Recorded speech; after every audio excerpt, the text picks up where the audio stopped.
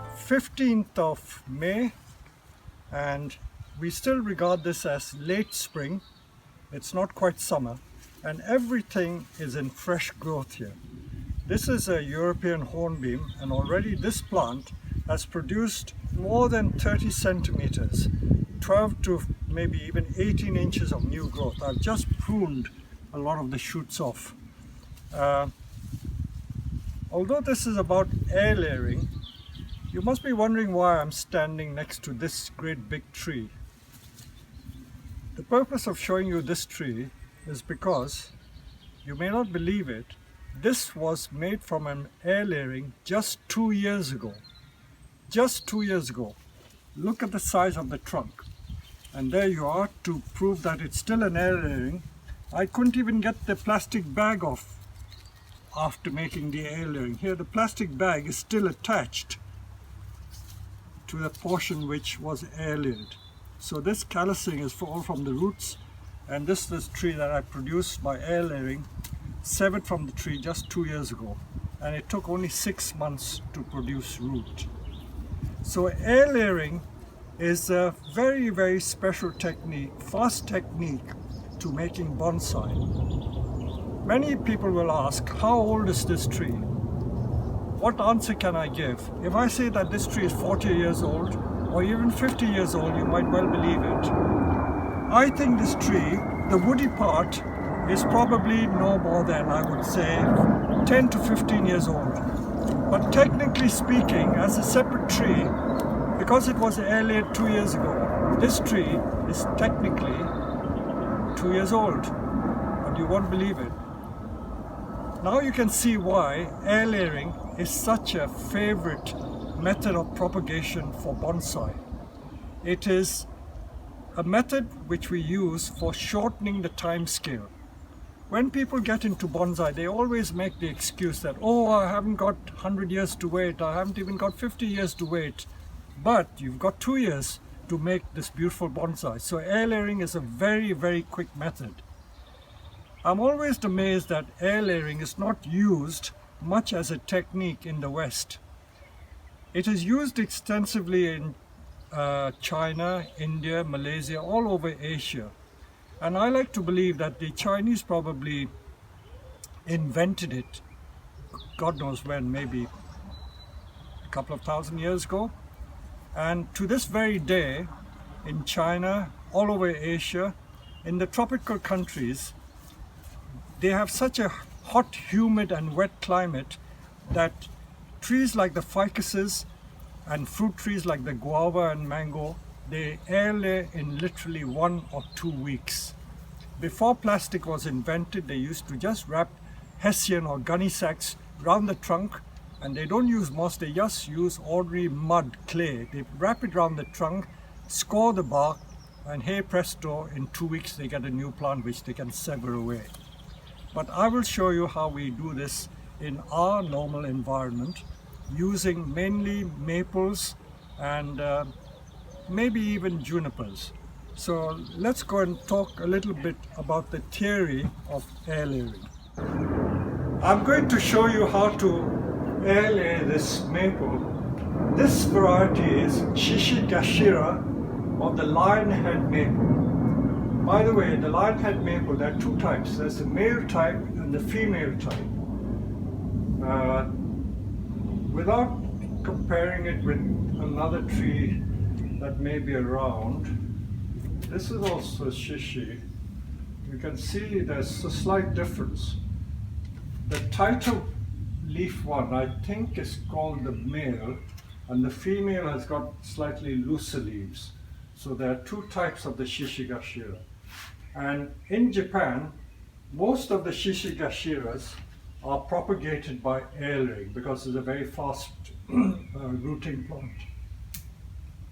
I've seen on some Japanese nurseries where they air lay shishis on one tree, they probably have about 20 or 30 air layers on the same tree because it produces roots so quickly. So this is what I'm going to do. I'm going to air lay at this point. So let's talk about the materials you need for air layering first. So when we make an air layering, we wrap the sphagnum moss around the trunk and then we wrap it in a plastic bag.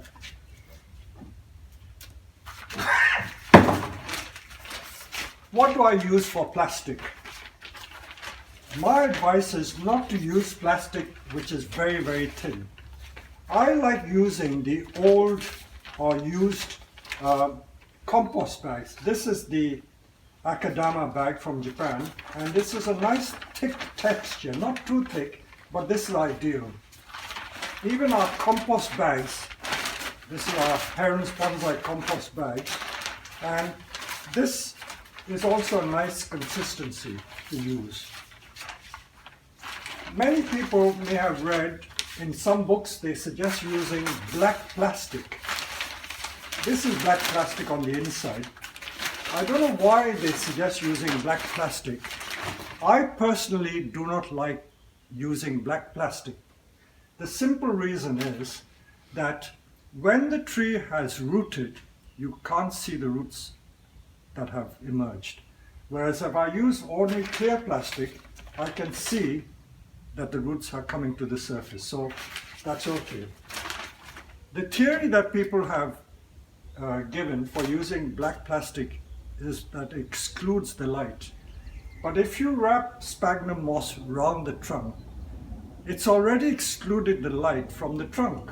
So how does it matter? You've already excluded the light. So black plastic is not going to help.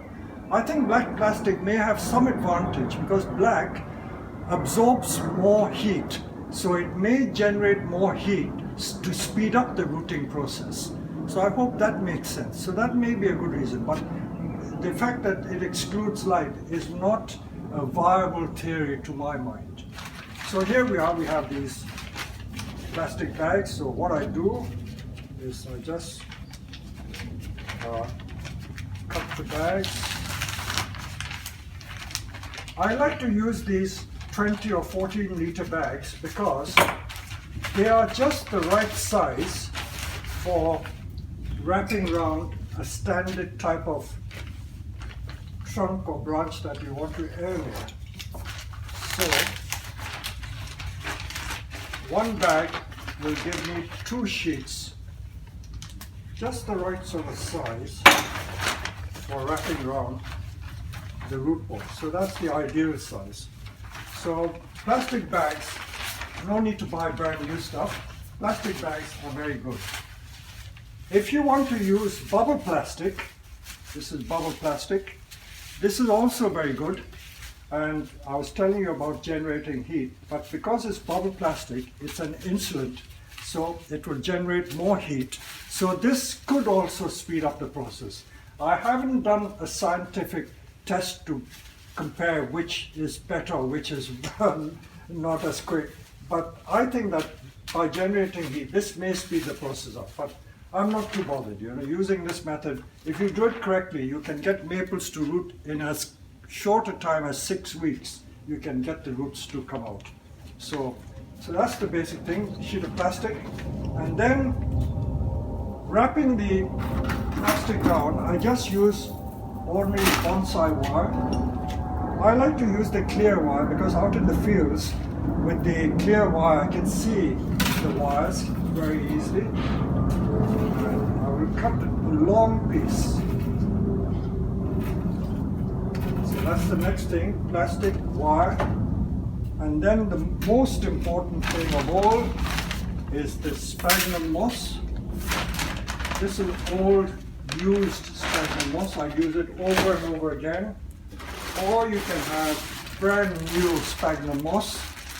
As I told you, our sphagnum moss comes all the way from New Zealand because they produce such a lot of moss that importers in this country sell it for making hanging baskets and for all sorts of things. They're used mainly for hanging baskets, but we use it for reviving sick trees and we use it for making air layerings. And by the way, the famous Peter Chan's moss trick, when a lot of people talk about it, where I put sick trees in sphagnum moss, I got the idea of doing that really from air layering. I said to myself, If sphagnum moss can send roots so quickly from a tree, surely if I use sphagnum moss on a tree that is sick or has just few roots, it will send out more roots. So I've been using this technique for more than 30 years. Putting sick trees in sphagnum moss makes them send roots out like crazy, absolutely like crazy. So there you are.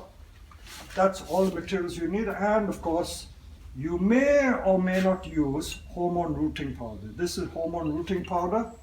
And for those of you who want to know the technical name of the active ingredient, hormone rooting powder is made up of a thing called indobutyric acid, IBA, indolyl butyric acid, IBA.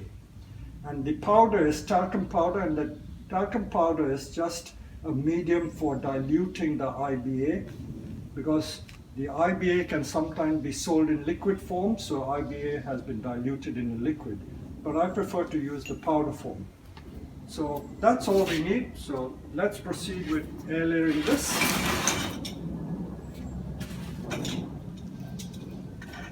I like to use a Stanley knife, but you could also use ordinary kitchen paring knife or these Japanese grafting knives. But as long as the blade is sharp, that's all you need. So with this tree, because I'm looking to the future bonsai, I could get another tree from this point, so I won't waste this because there's a nice leader there. I will probably make the air layering somewhere here. So you can either do it here or you can do it at junction. If you do it here, you get a tree from here to here, and then you can air lay further branches from there. But there is also a theory which says that if you make an air layering at a junction, there is more activity going on at junctions. And people say that you get more response from using a junction to air lay. So you get quicker results. But it may or may not be right, but you can try. So let's do it here, and then we will get roots from here, so we get a tree there. So how wide should I make the cut? Now, this trunk here is, in the old Imperial, is about 1/2 inch in diameter. I think this will help my American viewers. They think in inches and feet. So because the trunk is 1/2 inch in diameter, I'm going to make a cut about 1/2 inch.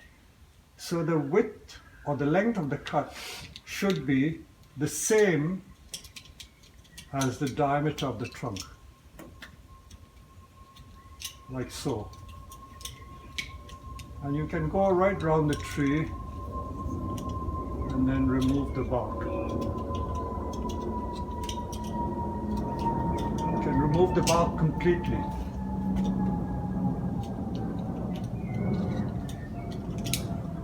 Now, many people ask, how much bark should I remove? Because if I say the word cambium, how many people really understand what cambium is? Now, cambium apparently is that tiny layer of tissue that sends the nutrients and the water up the tree to the very top. But it's almost invisible to the naked eye because it's clear for a start and it's very, very thin. So the best advice I can give you is that if you keep scraping till you nearly get to the wood, then you've removed most of the cambium. I would say most of the cambium. You don't have to remove all, but you can go right around the trunk. So that is what you need to do. Now, where will the roots come? The roots will come from above there.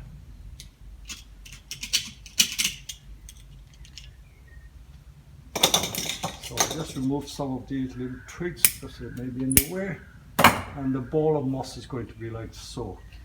So the next thing to do is to apply some rooting powder with a brush. I've just wet the brush to make it easier. It's not essential, but it does speed it up. I've put it above the cut because roots are not going to come from here. Roots are going to come from here, where I've cut it. And then I will prepare the moss ball. You need quite a generous moss ball. The bigger the moss ball, the more heat it generates and the more successful your air layering will be. So I'm going to put it above because the roots are going to get produced from above the cut. This is one of those jobs where you need like 4 hands.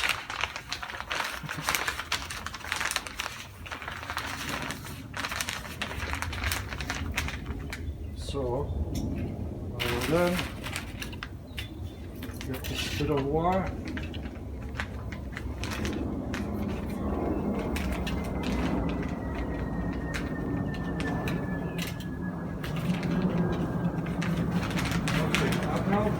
Tie the bottom.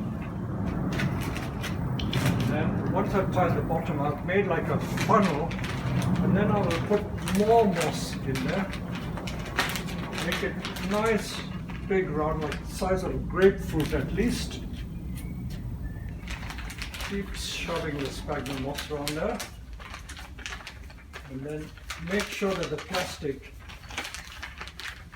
is going to be airtight. A number of people ask, do I need to water the air layering while it is wrapped up like this?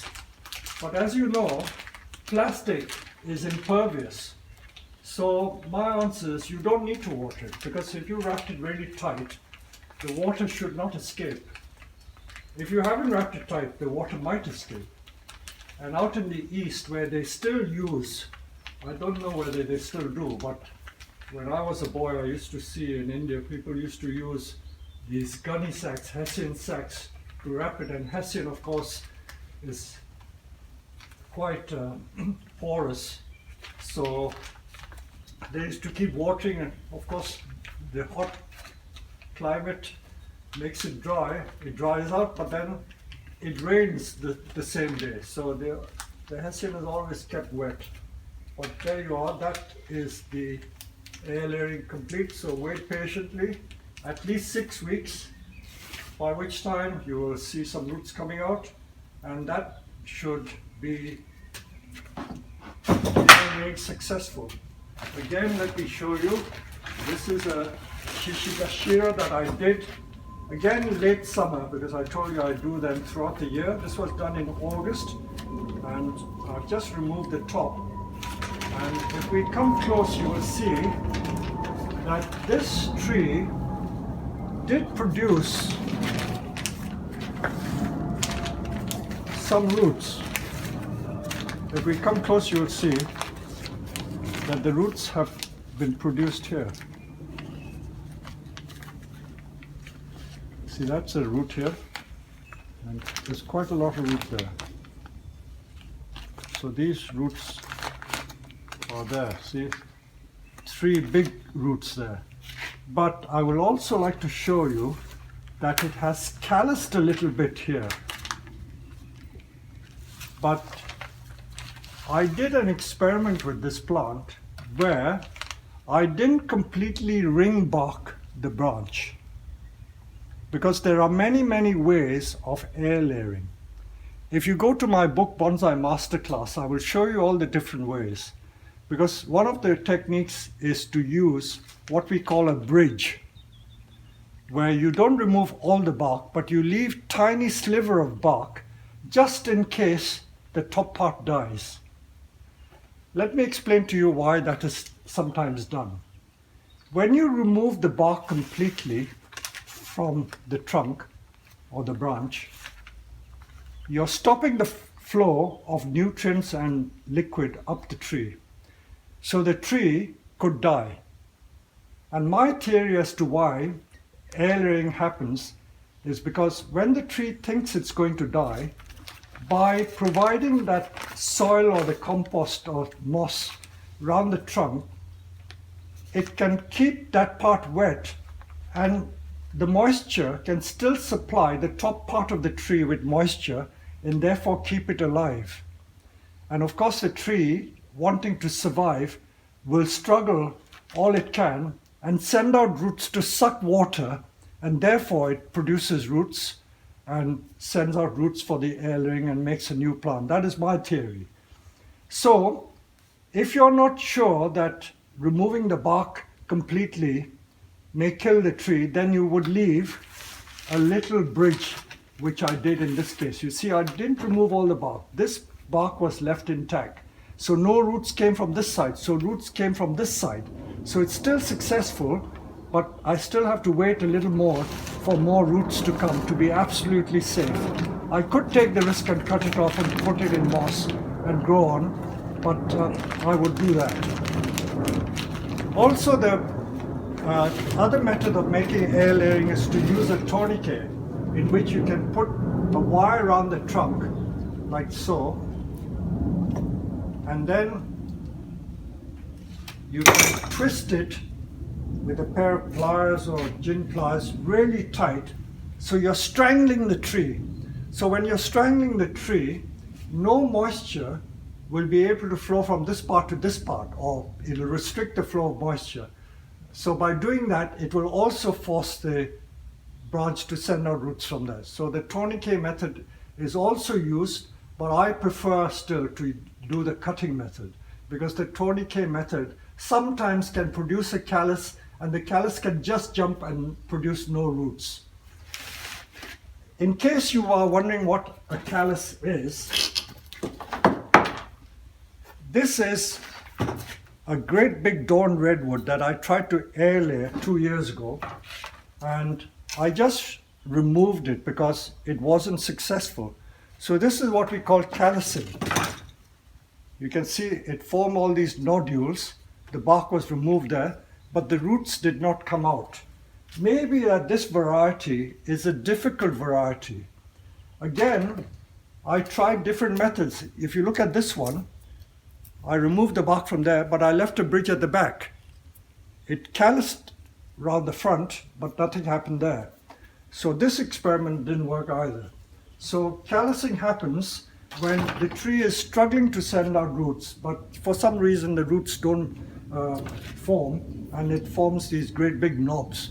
I will show you some more trees out on the nursery where I can show you some more callousing. I'm almost hidden by these maple leaves because all these 12 or 18 inches of growth is this year's growth from this maple. But I'm here to show you this air layering that did not succeed. This was done about 2 years ago. You can still see the old moss, and the sun has deteriorated the plastic. And if you come close, you will see again the callousing that has formed here. It's calloused, but the roots did not come out. So sometimes one can be successful and other times no. I will also show you another plant where it has calloused. This is one of our red or purple colored maples. I can't remember what variety it is. Must be a tree that I did import from Japan maybe 20 years ago, and I tried to propagate from it. And look at it. I tried to air lay here. Can you see the moss ball is still here? Moss ball is still here. But for some reason, I did 2 air layerings. Neither of them was successful. But can you see the massive callus it's formed here? Absolutely massive callus. And the callus is so big that it has jumped back to the main bark there and healed itself without producing roots. If you look very closely, there are little knobs or nodules which look like rudimentary roots which could form. I might yet try and do it again, but the top of the tree is still alive, so the top certainly didn't die. But this is a classic case of callousing and not rooting. I don't know why it happens. Certain varieties do behave in that way. The hawthorns, both the English white and the red hawthorns, are very shy to produce roots from air layering. I've tried a number of years and they have seldom been successful. And they form a big callus, but they seldom root. So not all varieties root easily. So you've just got to try and see what works and what doesn't work. There you are. Thank you very much.